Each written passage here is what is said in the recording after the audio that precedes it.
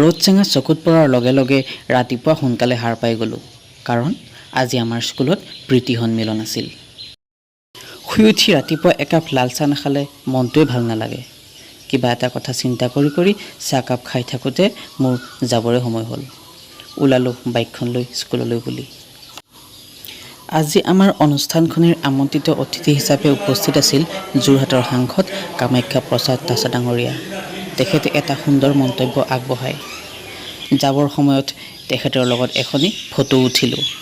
তাৰ পাছত লাহে লাহে আৰম্ভ হ'ল আমাৰ অনুষ্ঠানসমূহ।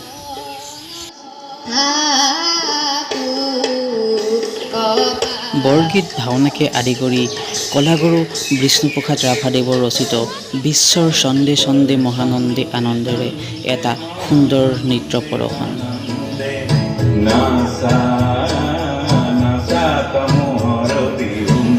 ইয়াৰ পাছত দেখা গ'ল বীৰ লাচিত বৰফুকনৰ দেশপ্ৰেমৰ প্ৰতি থকা এটা বলিষ্ঠ নিদৰ্শন।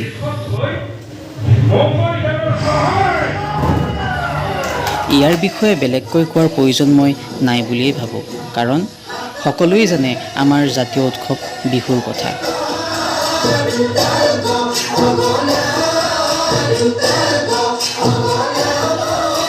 এয়া ভাৰতৰ বিভিন্ন ধৰ্মাৱলম্বী মানুহৰ নিজ নিজ সাজ পোছাকৰ উপস্থাপন।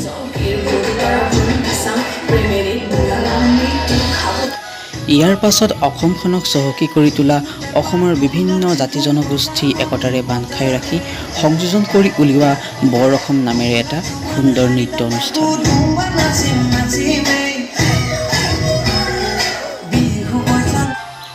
শেষত অসমৰ জাতীয় সংগীতেৰে আমাৰ অনুষ্ঠানৰ সমাপ্ত হয়।